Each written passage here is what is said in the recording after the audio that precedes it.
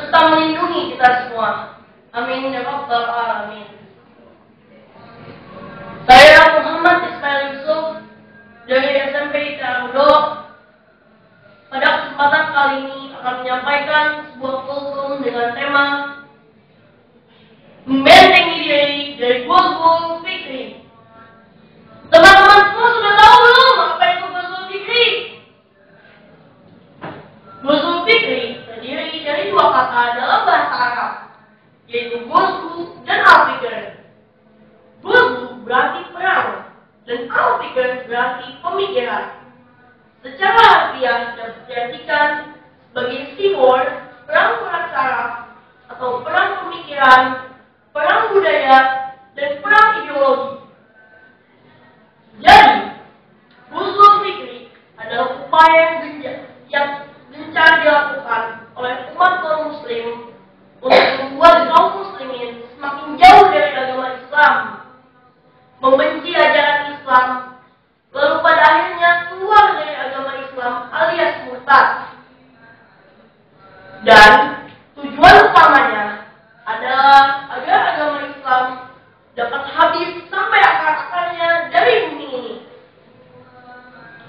Ingatlah teman-teman, Allah telah berfirman dalam surat Al-Baqarah ayat 120 yang maknanya adalah sebagai berikut.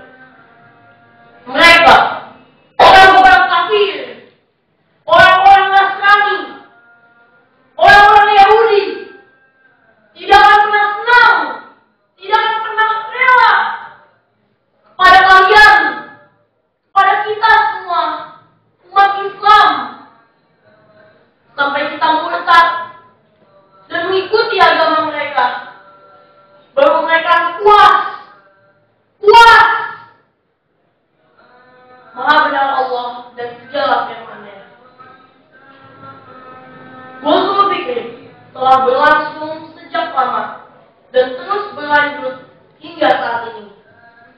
Dimulai ketika kaum salib dikalahkan dalam kurang lebih 9 kali pertempuran besar dengan kaum muslimin. Kemenangan kaum muslimin saat itu tentu sangat spektakuler, teman-teman. Kenapa? Karena pasukan kaum muslimin berjumlah sedikit, plus logistik perang kaum muslimin jauh di bawah logistik perang kaum salib.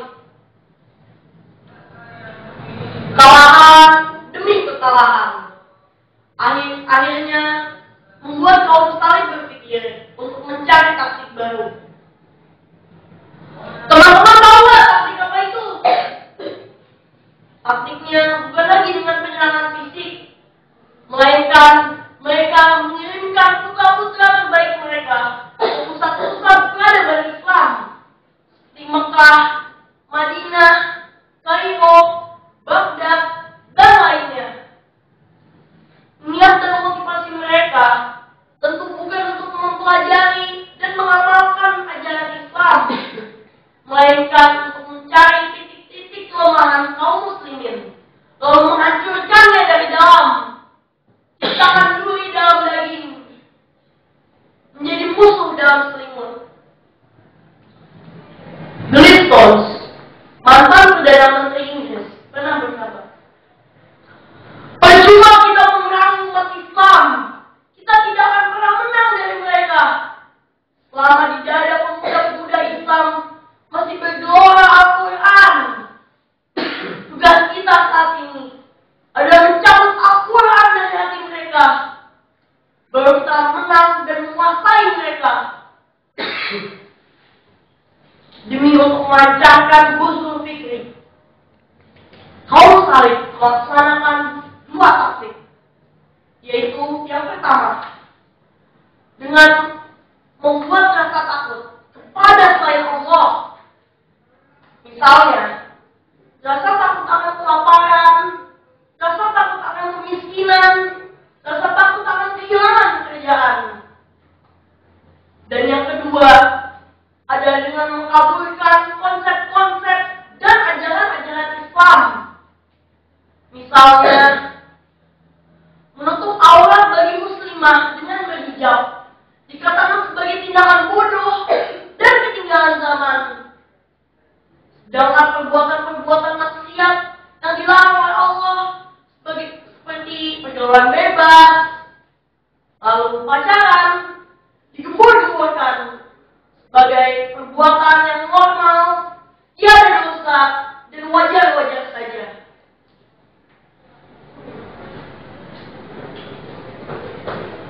Teman-temanku sekalian, apa yang harus kita lakukan?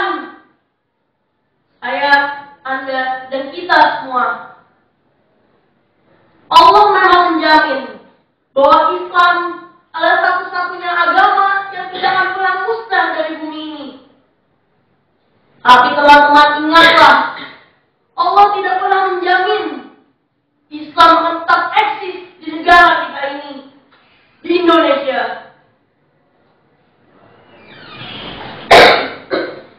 Oleh karena itu, kunci utama dan yang pertama dalam mengantisipasi Ghazwul Fikri adalah dengan Al-Quranul Karim. Jangan sampai mukjizat yang paling agung itu lepas dari hati kita. Bukan hanya saja membacanya, kita harus memahami tentang mencintai sunnah Rasul. Jangan sampai ada generasi Islam yang tidak bisa membaca Al-Quran. Jangan sampai Islam di Indonesia melemah seperti di Andalusia, Cordova, Spanyol, dan lainnya.